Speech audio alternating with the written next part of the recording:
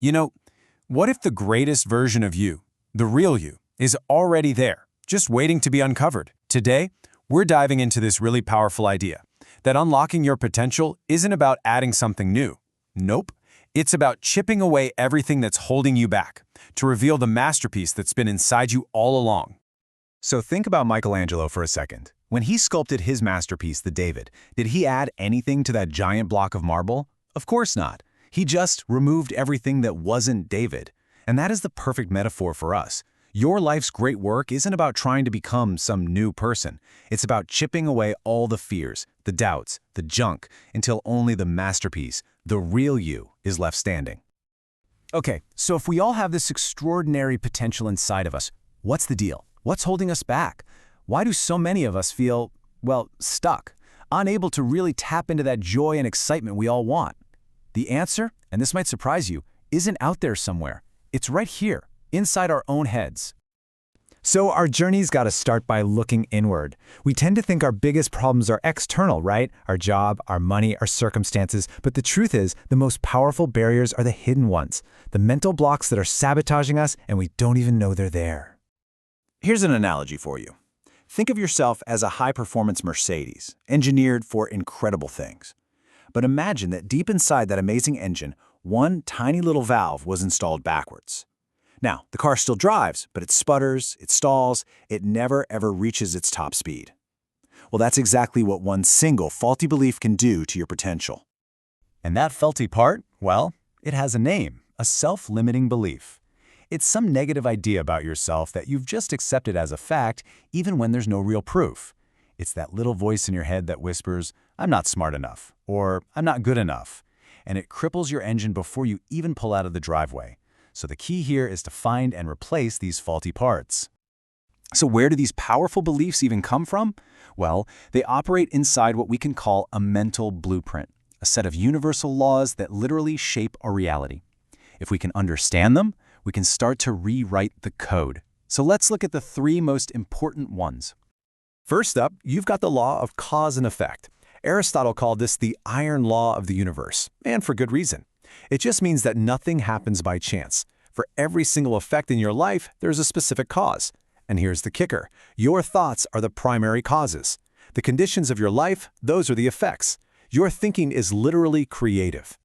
And that leads us right into the law of belief. This one says that whatever you believe with real feeling, well, it becomes your reality. Your beliefs act like a filter, which means you don't really see the world as it is, you see the world as you are. So if you believe you're limited, your brain will actually go looking for evidence to prove you right. And finally, it all comes together in the law of correspondence. You might have heard the saying, as within, so without. This means your outer world, your relationships, your health, your bank account, it's all a perfect mirror reflecting your inner world. And that's the big takeaway here. If you want to change anything on the outside, you have to start by changing what's on the inside. Okay, so if our inner world creates our outer world, where in the world did we get these faulty blueprints in the first place? To find that answer, we got to take a trip back in time and look at the chains of the past. You know, the really fascinating thing is, we are not born with these limitations. We pop into the world with only two built-in fears, the fear of falling and the fear of loud noises. That's it.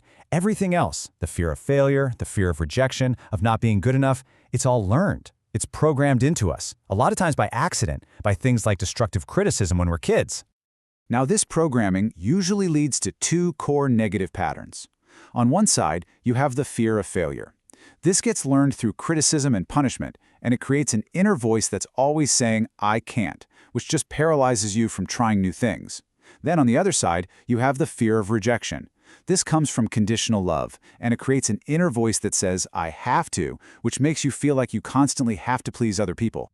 So how do we keep these negative emotions fired up as adults? Well, through 5 main habits. We use justification to argue for why we have a right to be angry. We use identification to take everything super personally. Hypersensitivity makes us obsessed with what other people think. And judgmentalism keeps us busy finding fault in everybody else. But look at that last one. That's the big one. The central pillar holding it all up is blame. It is the absolute core of almost all negativity. Okay, we have totally diagnosed the problem. But here is the great news. You hold the keys to break these chains. So let's walk through the actual actionable steps to reprogram your thinking and finally unlock your full potential. The first key is unlocked with just 3 words. I am responsible. This is the ultimate antidote to blame. It is the single most powerful statement you can make to take back control of your emotional life, and seriously, its effect is immediate.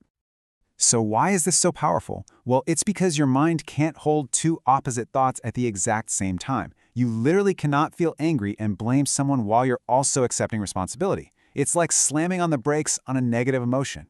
And let's be crystal clear, this isn't about taking the blame for things outside of your control. It's about recognizing that you are 100% responsible for how you respond. That is where all your power is. Once you stop blaming, the next key appears: forgiveness. But we need to think about this in a totally new way. Forgiveness has nothing to do with the other person. It is not about letting them off the hook. No, it is a wonderfully selfish act. You are not setting them free. You are cutting the emotional anchor of resentment and setting yourself free. Let's make this real with a quick exercise. Imagine you are squeezing a pencil in your hand, as tight as you can. That tension, that's a grudge you've been holding on to for years. Now ask yourself, what is keeping that pencil in your hand? The answer is, you are. And how do you get rid of it?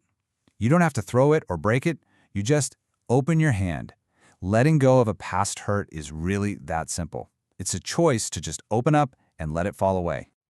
And this is exactly why letting go is so essential. Because true happiness isn't some destination you just arrive at one day. As Earl Nightingale put it, it's the progressive realization of a worthy ideal. What that means is happiness is the feeling of moving forward, step by step, toward the person you want to become. And you simply cannot move forward if you are chained to the past.